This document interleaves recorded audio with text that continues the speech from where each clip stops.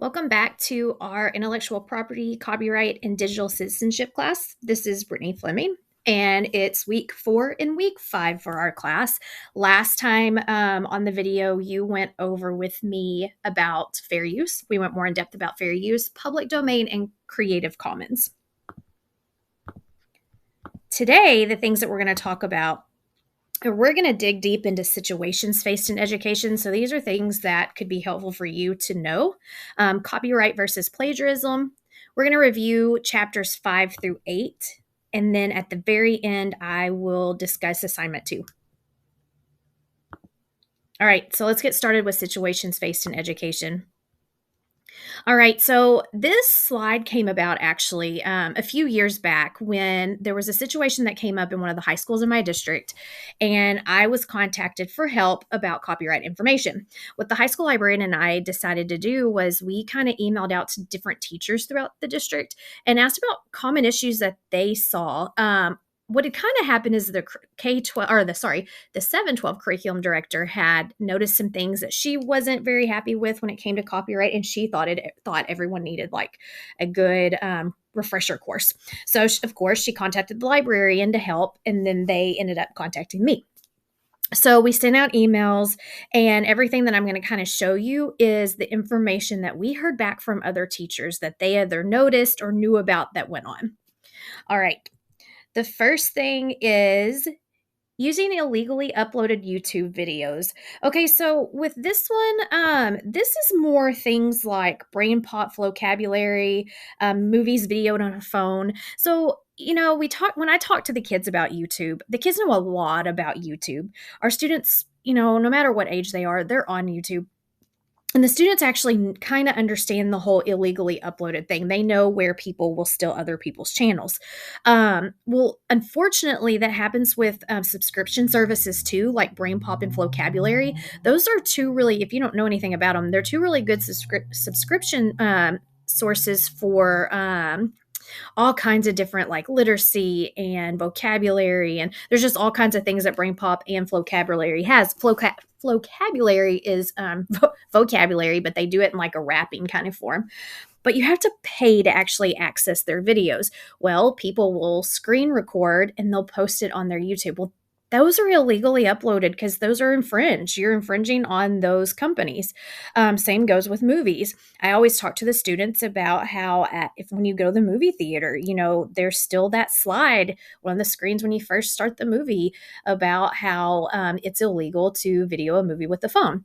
I always remind them. Of course, I'm not sure if it's changed or not, but I always tell them I remember the short clip where it shows the guy in the black hoodie and he slinks down in his chair and he's videoing the movie. And that's kind of what I'm talking about when it comes to illegally uploaded YouTube videos. Now, before we get to the next one, I do want to say when you're using those in your classroom, you yourself are not infringing. However, you aren't setting a great example for your students. So it's not going to come back on you as infringing, but it doesn't look great when we're teaching copyright, but then we go and we use something that we shouldn't use. All right, PDF copies of books. This came about actually from my husband, who's an English teacher. And he was saying that he had known people, and not in my current district, but before, who would actually just Google PDF copies of books. They would put in the title they wanted, PDF copies, and then they would download it. And those weren't books that were already in the public domain. So this would be like if I took a book like The Hate U Give and I Googled The Hate U Give PDF copy. And if someone had uploaded that book and I can download it for free, that's illegal. That's an infringement. And you downloading it actually could come back to get you because you are downloading something that shouldn't be. I mean, you kind of think back to a long time ago about Napster and music. This would be kind of similar. You can do PDF copies of books if you're getting it from the public domain. So something like The Great Gatsby, which is already in the public domain, if you see it as a PDF version, of course you can download it because it's already in the public domain. All right, this is a big one that always gets some grumbling whenever I talk about this when I do PD, but showing movies in schools. Now, when I say this, I'm meaning recess, lunch, school events. I am in no way talking about when you show a movie for your curriculum. Okay. It has nothing to do with that. I am not talking about a movie that I show that has direct relation to my instruction. This is only for fun. Okay. So, showing movies, there's the Federal Copyright Act actually requires schools to get proper license for public performances, defined as any movie showing outside a person's home. According to the Movie Licensing USA's website, just buying or renting a movie does not actually give the school the right to screen a movie, regardless of whether the teachers charge an admission fee or how old the movie is. This actually happens a lot. People will show movies during lunch because maybe the kids can't have outside recess. Or I know in my early years of teaching, that's what we did during rainy days. We would watch movies. I didn't know I couldn't really do that. But you can, as long as you get a license. So there's all different types of licenses or license companies that you can get. One of the ones that is pretty popular is Swank Media. That's the one my current district uses. And when you go on Swank Media or even Movie Licensing USA, their websites will give you the movies that you can actually show with the license. Their license doesn't mean you can show whatever you want. You still have to check those movies. And again, this is purely for entertainment purposes. I also talk to students about this because, or, even other teachers, when I talk to them, we talk about how there's always that little disclaimer on the movie and it's about for private use or for personal use only. Well, once you step outside of your home, even if it's just 3 children in your classroom, that's still outside of your house and that is not your family. So it becomes a public performance. And we can't have public performances, right, without asking the copyright holder. Well, that license kind of allows us to do that. So if you're going to show movies that have absolutely nothing to do with your curriculum, please make sure your school is covered by a license. I know some districts may pay for it. In my district, K6 is covered because the district pays for K6. The individual schools pay for the rest of them, but we are covered in our school. So make sure that's something that you know about. Okay, this is a big one, especially in elementary. Sharing teachers pay teachers purchases. So when you purchase something on the website, Teachers Pay Teachers, you are only buying one license more than likely. Even the free stuff comes with a copyright notice. Please make sure you're looking at that because it will tell you how or what you can do with it. And almost always those notices tell you this is for your classroom. It doesn't really matter how many, most of them, doesn't matter how many students you're using it with. And you can even use it the next year as long as it's for your classroom. But we have to remember that these people are creators too. A lot of these people are, this is their job. Because I've even personally known a teacher who took a leave of absence so she could pursue, she was actually going to do photography, but she was actually photographing Teachers Pay Teachers sites for other Teachers Pay Teachers creators. So that's what she was doing on her leave of absence. So she was working directly with Teachers Pay Teachers people. But, that's their livelihood. So when it says for one classroom only, you can't really. It's so easy too because it is just super easy to upload this to your Google Drive or share that link. I know I've heard stories in the past of grade levels doing this where, let's say, a 3rd grade teacher buys something on, I'm going to make something up, something on mythology, and it's a great resource, but they, instead of all 4 of them buying it for their classrooms, that one teacher shares it with all of them. That's actually an infringement because that license that you purchased is only for one classroom. You can go on Teachers Pay Teachers and you can buy multiple licenses. It's actually, I think it is cheaper when you do it that way. You don't have to pay for the whole thing again, but you need to make sure you're checking that out because that's something to think about. Okay, read alouds.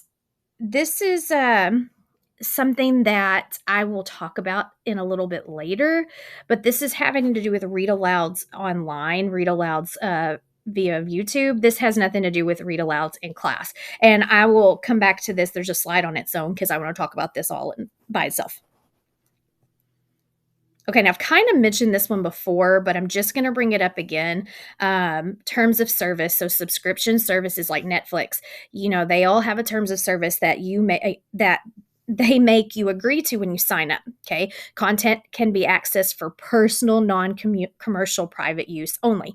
Netflix and many other services have that terms of service that limit you to personal and non commercial use. So using your Netflix account to show a movie to your class is not infringement. It can be a violation of your contract with Netflix. And Netflix honestly could, in theory, try to take action against you, like canceling your subscription.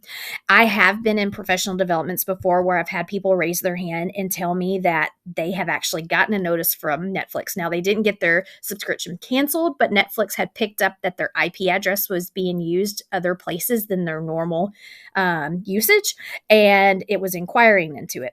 Netflix and Prime Video both have statements. And I know last time I kind of showed you the statement for Netflix, but Prime Video has it as well. And throughout this, I can't remember if it's these slides or if it's the next few weeks.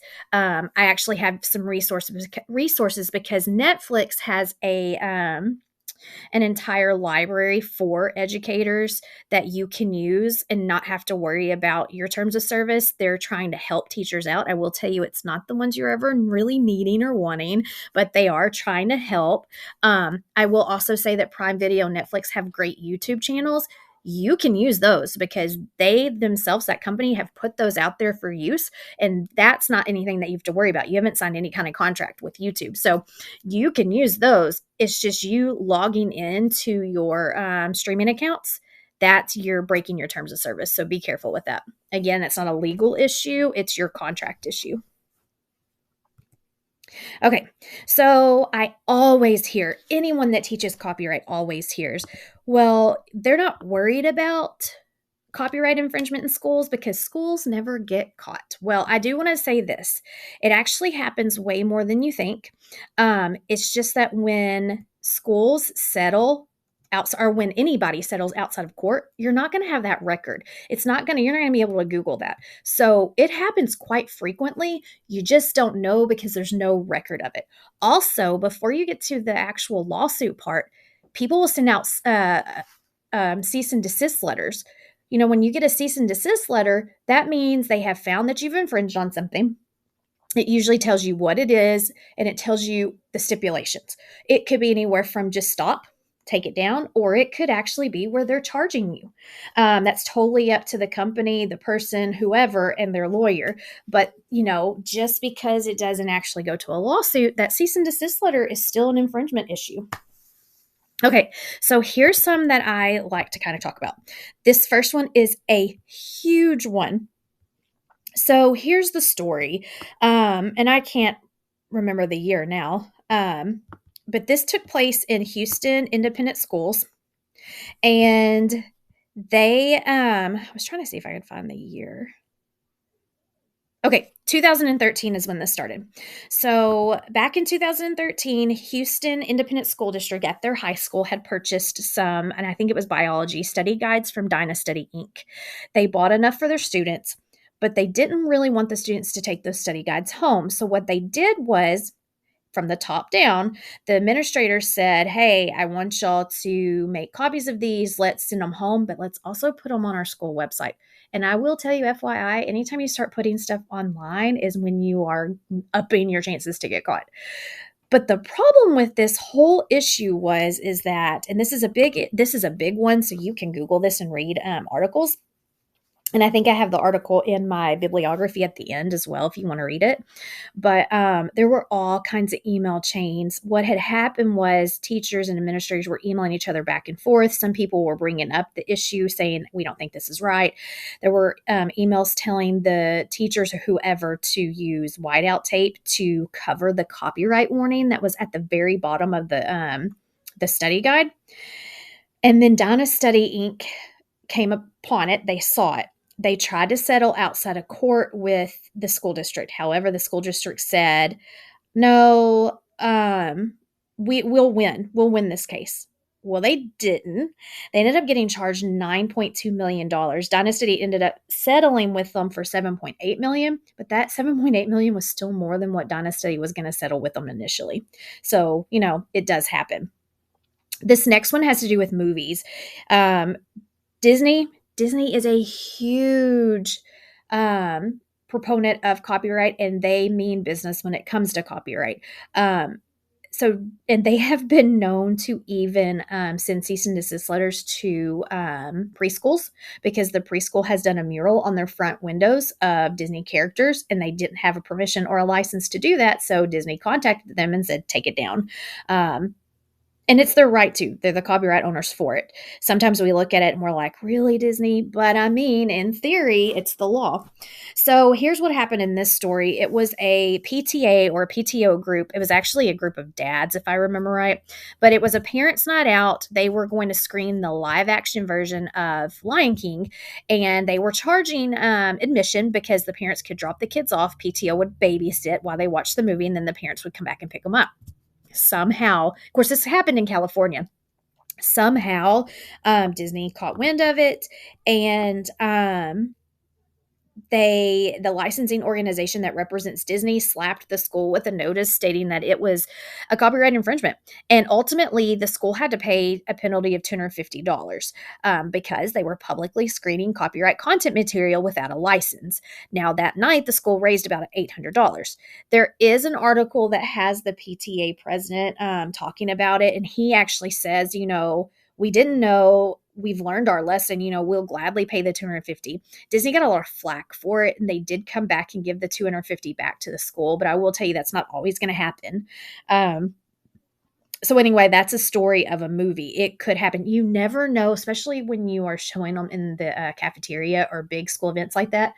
You never know who's in your audience. I know I talk a lot in Bentonville because we have Walmart and we have Walmart vendors. You never know who's going to come to your school. So it's something to be mindful of. And then this last one is actually a positive, but it's still an example that I wanted to bring up. In this one, it was a school district, and I think it was in Colorado. It's been a while. I can't remember. Sorry. But it was a school district who had used a quote, a passage from this book on two of their Twitter pages. It was like softball and maybe the color guard.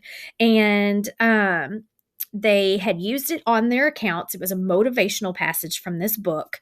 And the author came out and said, you didn't have right to do that. So and it was a sports psychologist who'd written this book. So the sports psychologist came out and filed a suit against the school saying that it was copyright infringement, that they shouldn't have been able to do that. However, the courts came back and they said they looked at all four factors of fair use. And they decided that even though the nature of the work favors the plaintiff, the school's use was in good faith and not for a commercial benefit. Also, the court said the small excerpt from the book was freely accessible to the public, and the plaintiff had failed to plausibly allege a sustainable adverse impact on a legitimate market for his copyrighted work because they had only used a small portion. It wasn't really going to affect him. So the courts actually sided with the school. So that happens sometimes too. So now let's look at copyright versus plagiarism. A lot of times when I start PD, especially if I'm at library conferences or big national conferences, I like to start off by asking what people think copyright is. And almost always I get at least one person that says copyright is being able to cite your sources. You're protecting yourself from copyright if you have cited all your sources. So I always like to make sure we talk about copyright versus plagiarism.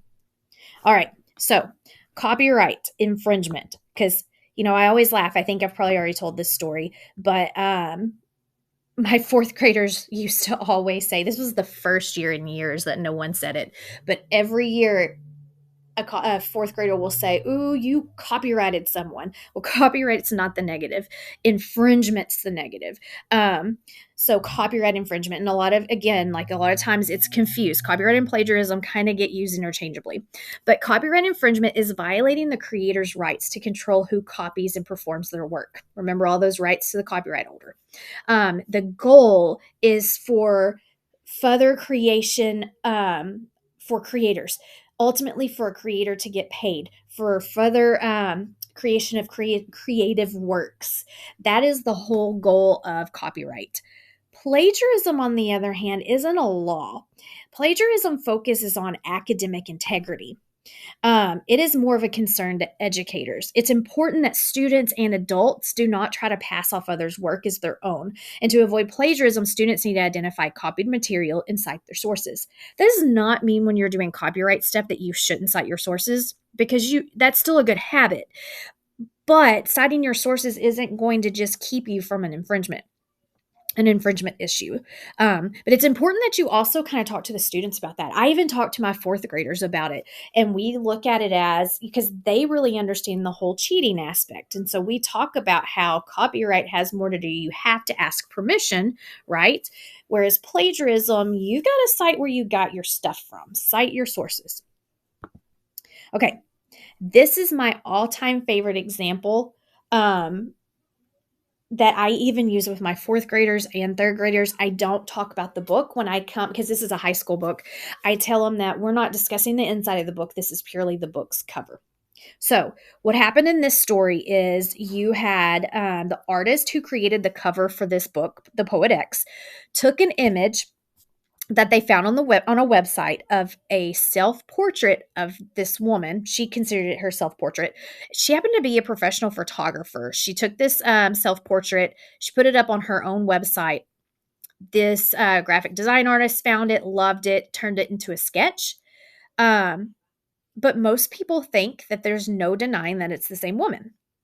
Well, the photographer found out about it, and she was actually pretty unhappy. And this is why I always use this in this portion of my lessons, because she thought it was plagiarism. She kept saying, I've been plagiarized. They didn't seek my permission. When she went to a lawyer about it, the lawyer told her, that's not plagiarism. That's actually infringement. So there was a lawsuit, and people have asked her, and I even have kids that will ask this, why aren't you happy that your face is on a book or your face is on a bag? And she says, actually, she loves that, but she just would have liked to have known. She wouldn't have told them no. She just would have liked to known. I think they have settled. I haven't checked lately, but during the summer of 2023, I did check, and there wasn't a lot that had been done still with this case. It was still in court. But I think if I remember right, it might have settled already. I need to look again. But the best part of this is what one of her fans did. And this is the lesson that I like to use with my students. So one of her fans made a transformation. So I'm going to click here. And School Library Journal actually posted it as well. And it's an article that you can come read. Okay, so here it is. It happened on Twitter. One of her fans created this overlay. So here we go.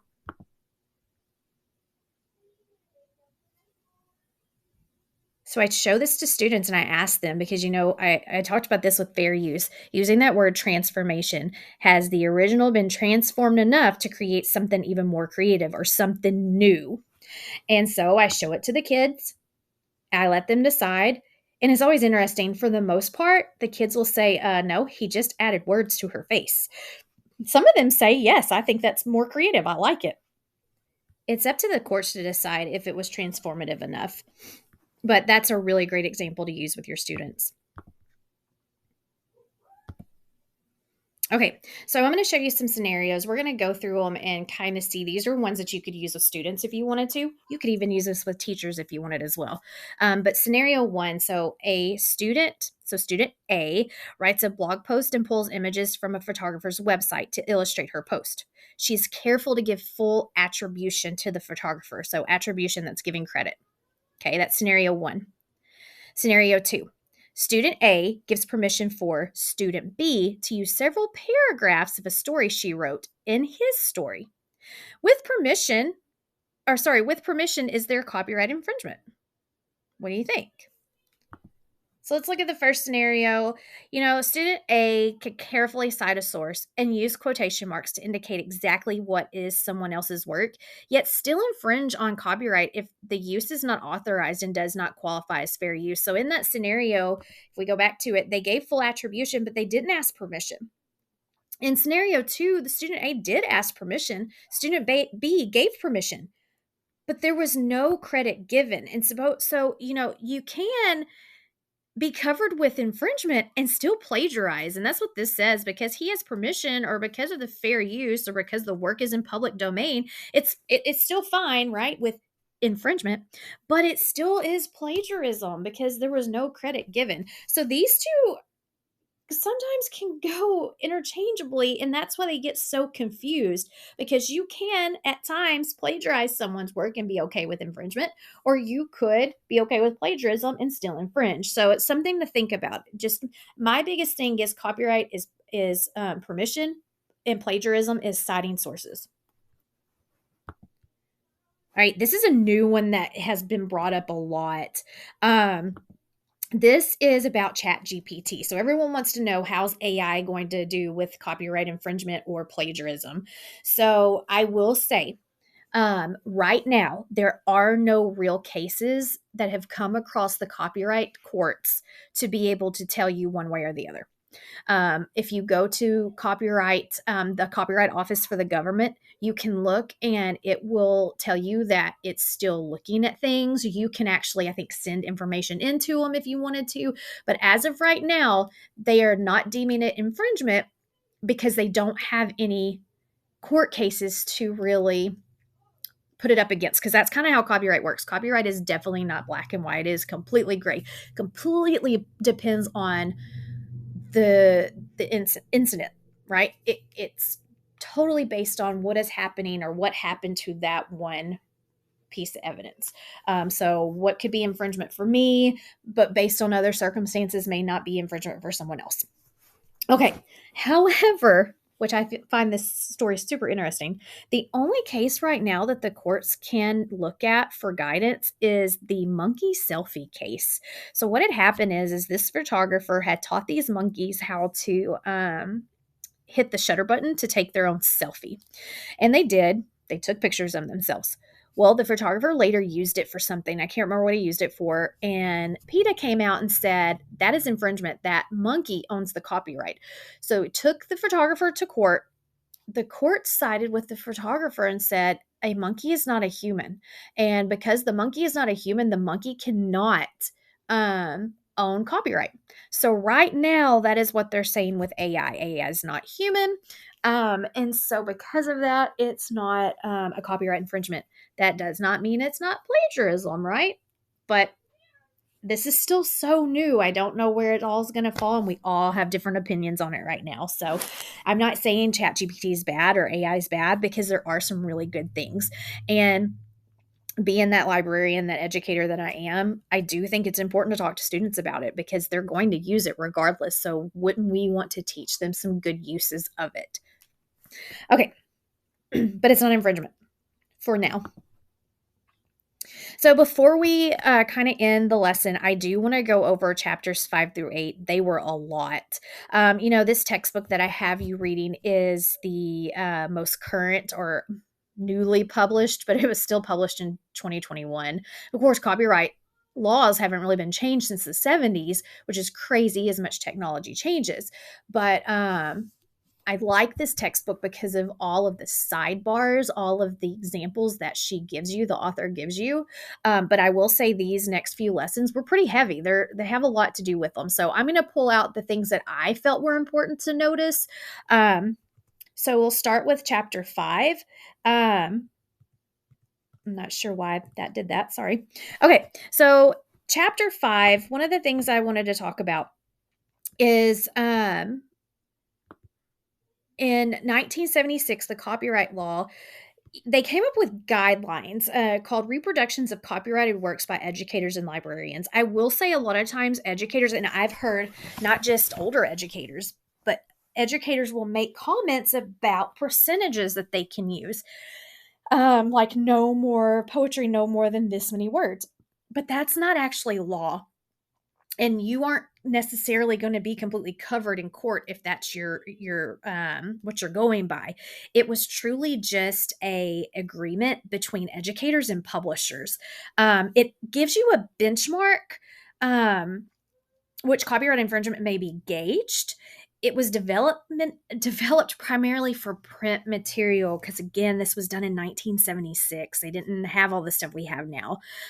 But the biggest thing I want you to get out of it is that it was a guideline only. It was not a law. Now, the Congress did agree to it. They said they thought it was a great idea, but that does not mean it made it into the law. There are specific limits and restrictions based on the format, but it's still a general test.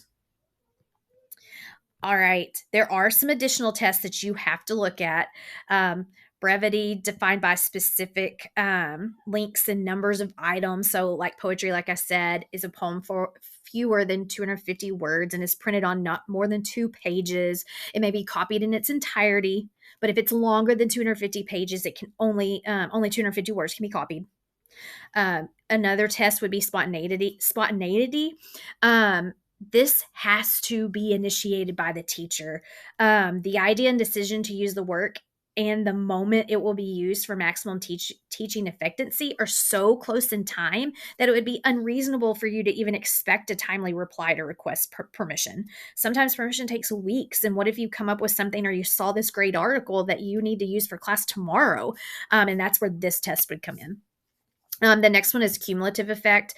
You want to ensure that copying is not substituting for purchase of books and periodicals. So let's say you just don't have it in your budget to purchase that book. So you want to make copies. Well, that's not going to really that you're going to be infringing on that author or publisher, whoever owns the copyright. But if this happens, copying must be for one course only. So if it happens because of maybe my time period was too short, I can only use it for one class. So let's say I taught a freshman class and a sophomore class. I can make a copy. I can have one per student, but only for my freshman class. I can't use that same poem for my sophomore class too. And then I also can't continue to use it from year to year because by that point, it's not spontaneous use. So I have time to ask the copyright owner for permission. Okay, murals is something else that I found really interesting when I first started teaching this class. You know, murals is not something that we think of very often. Like we had a huge mural in my school. It's been painted over now, but as soon as I started teaching this course and I was really digging into it, I thought, oh my gosh, I bet we don't have permission to have Where the Wild Things Are on our wall, because people don't really pay attention to that. But truthfully, Disney, any kind of superheroes, even book characters are protected, and painting them without permission would be an infringement. Now, I know it's one thing when we use them for bulletin boards and stuff, depending on what our usage is. So if we go through that fair use test and we feel like it is okay to have it on that bulletin board, but again, bulletin boards and displays are temporary, right? We take those down. Murals are not. And again, this is one where Disney actually has fined people. The textbook actually gives you some resources on where to find examples about mural usage. Another thing that the textbook will tell you is that if a student helps with a mural and their name, they've signed their name, you actually have to talk to them before you can paint over it because it's still their work. I thought that was interesting. It wasn't something that I had ever thought of. So also, I've kind of made just a few notes. Be mindful of the 4 prohibitions that's found on page 85.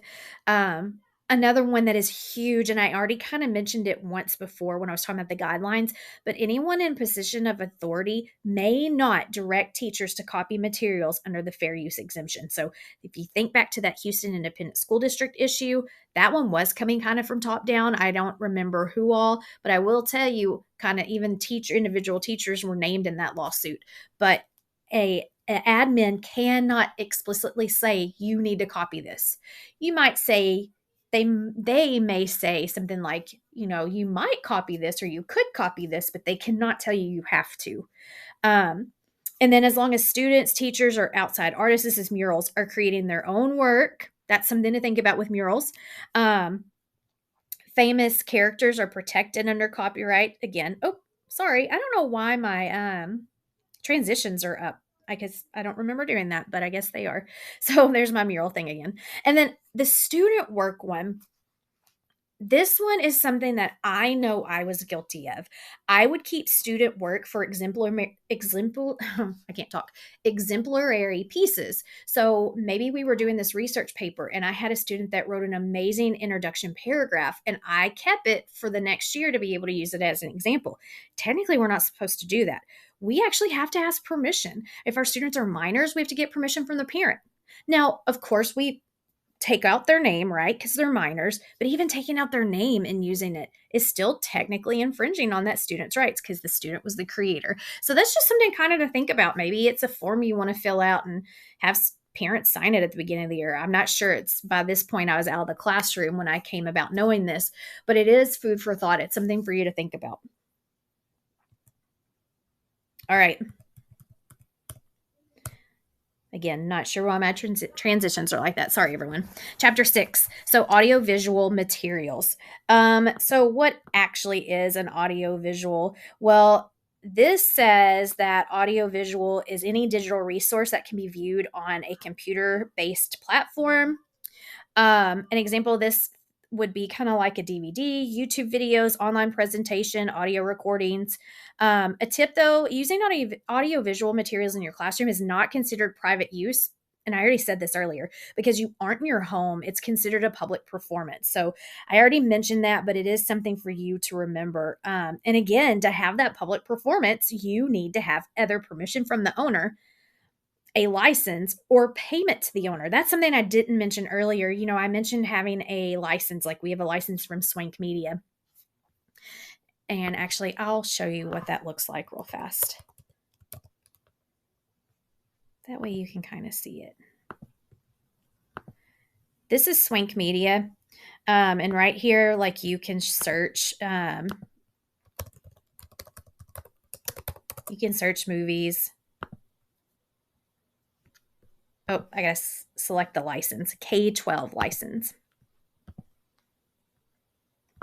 Okay, so, and it will pop up if they have the rights to play that movie or not.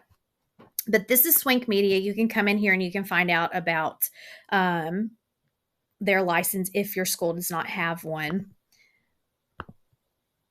But what I didn't say earlier is that you can also get a one-time use. So let's say you are having an event, you want to show a movie, but you don't have a full license, or maybe you don't have a license for a certain movie. You can pay for just a license for that one movie, that one instance. So that's something else to think about.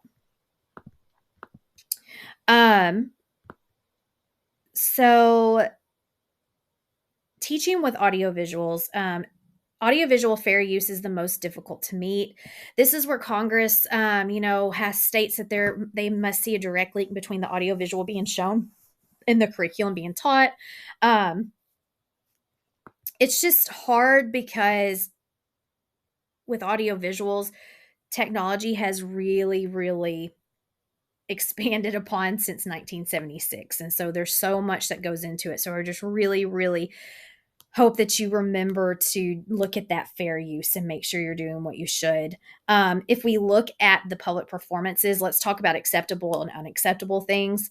So acceptable, this is an example. A science teacher shows a library-owned video on water pollution as part of their lesson on ecology.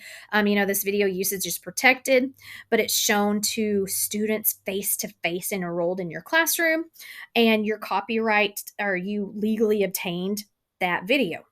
Okay.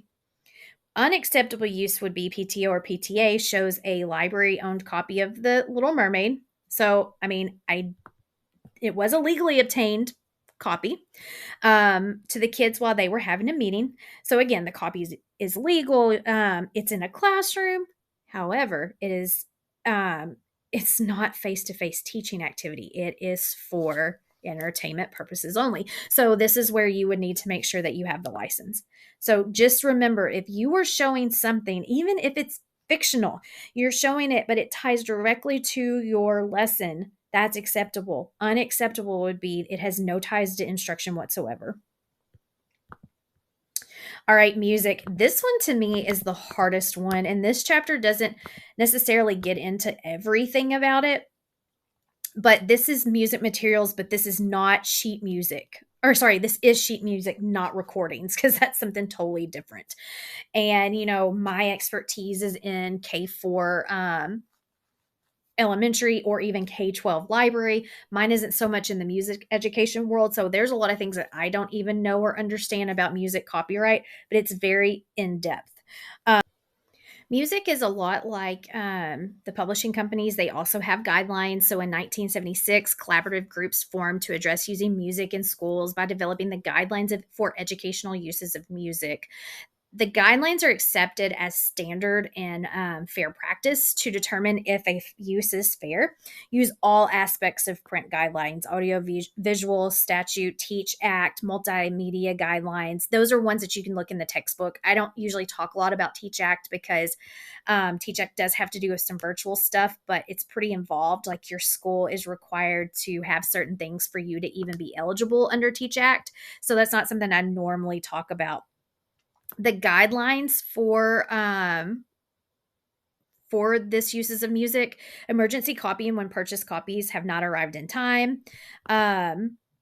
So that emergency copying, non-performance classroom purposes, the teacher may make one or more copies of portions of work as long as the parts are not a part that would constitute a performable unit, such as a section and movement. It may not exceed 10% of the entire work, and you're looking at like one copy per pupil. Sufficient copies of printed music purchased. Those copies may be edited or simplified as long as the fundamental character of the work is not changed, or lyrics are altered, or even added lyrics if they do not exist. So some additional guidelines, I will say there's some websites in the textbook gives them to you, from the Music Publishers Association, National Music Publisher, National Association for Music Education. These right here are some great resources, especially if you are in the music education world. I would look towards those to answer some of your copyright questions, because they're going to have a lot of answers for you. Because I will say this textbook doesn't really get into band, orchestra, those things, choir. And those are things that you might need to know. So those are really good ones that you should look at. Now, with that said, there is a chapter, and I'll show you how to get to it, that I would really like you to read. It's not required, but I do think it does a pretty good job of giving examples specific to schools. It is in the book called The Complete Copyright for K-12 Librarians and Educators. Okay, this book is actually free online through the Arkansas Traveler Database, and I'm going to show you how to get to it. So I am going to, let's go back. I am going to click here. So this is the Arkansas Traveler database. Arkansas Traveler is paid for by the state library, the Department of Ed, and it has so many resources that libraries and schools don't have to pay for. They're paying for us. And one of them is ebooks. Now I have all of these instructions on the slides, but I wanted to walk you through it. So I'm going to click on ebooks. Oops. Then I'm going to come to eBook Central. This is through ProQuest.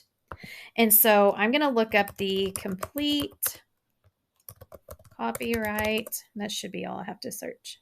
Yeah, here it is. So it's this first one right here. I'm going to click on the book. Now, I will tell you, you can download the book, but if you look, you can only have it for so many days. You can download the whole thing here, but read online, you're able to get all the way through it. But I did want you to notice all the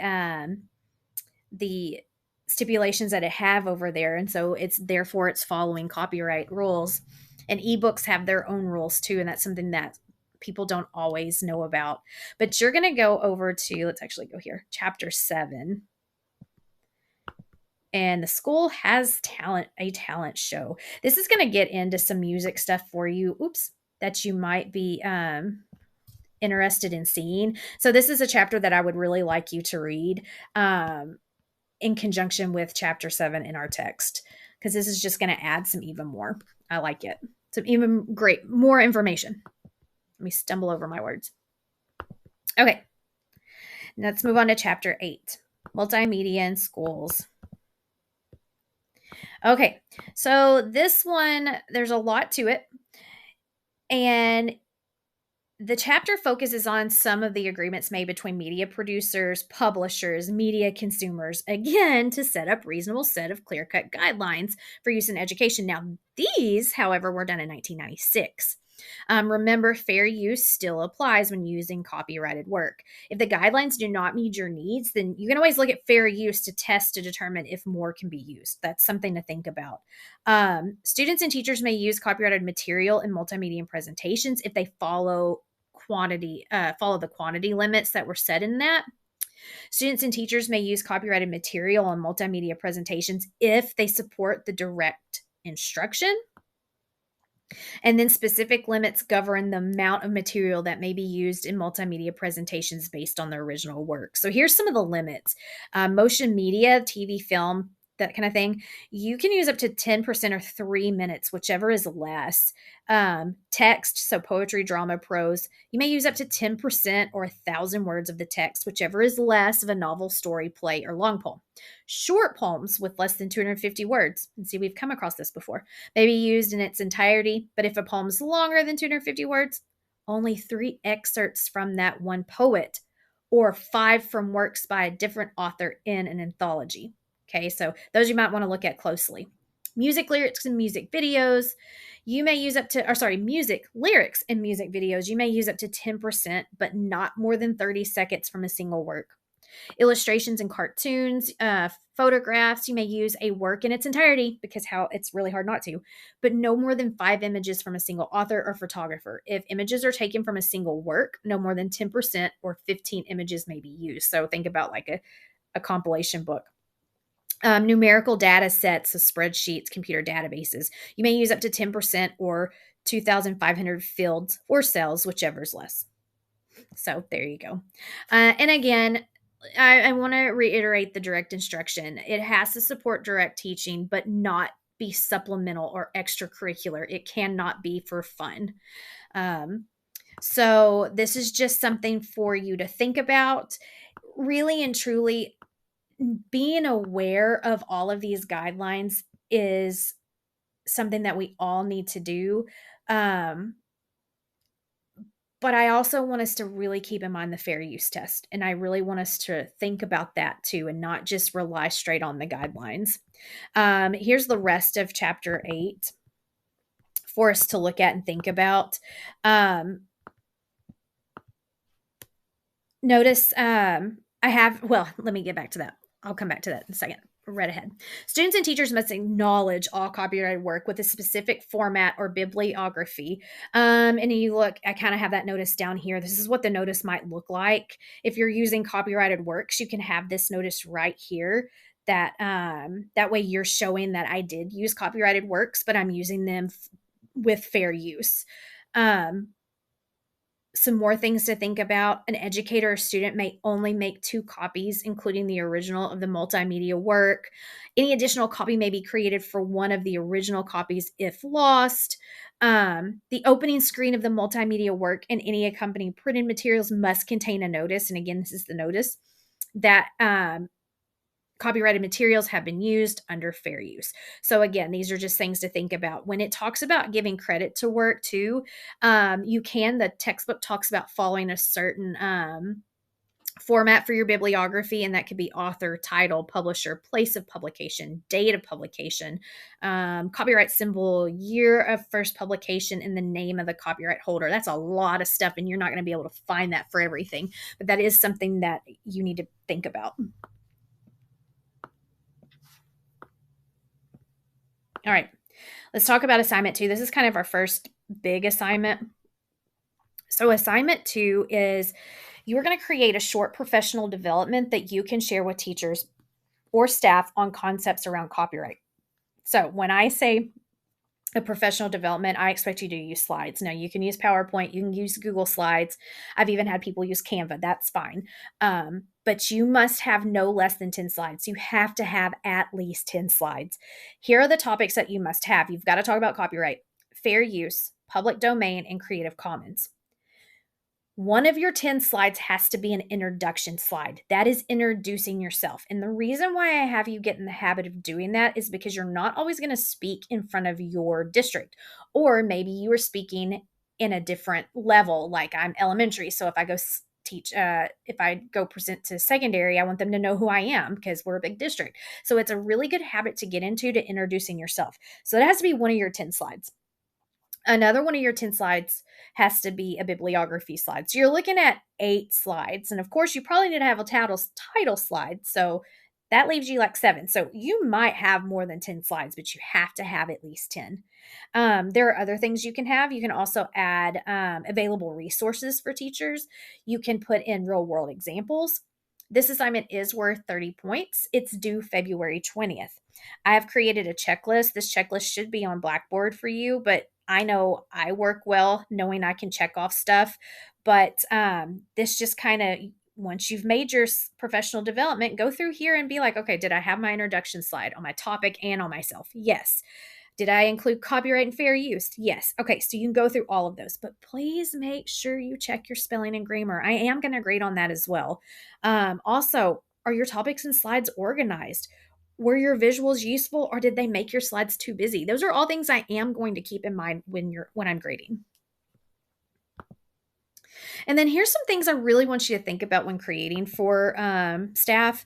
What is your actual goal? And you, of course, we have a goal here because we're wanting to give copyright basics.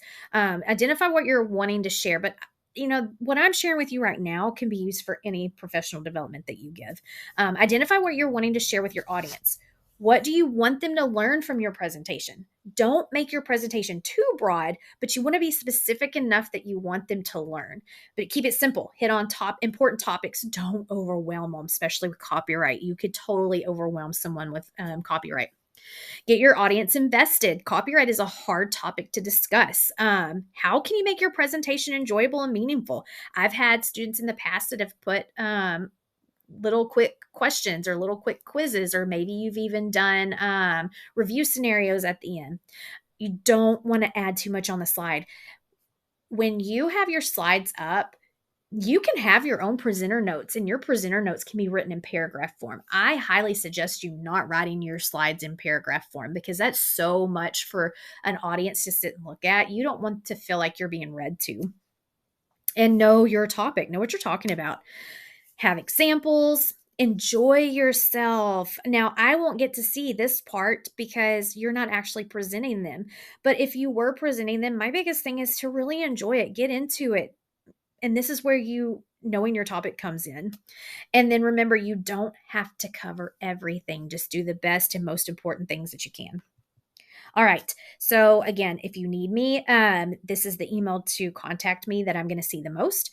Here's the bit.ly at the bottom. I'll also put the bit.ly in Blackboard so that you can click on it from there and have the slides, because there are some hyperlinks throughout.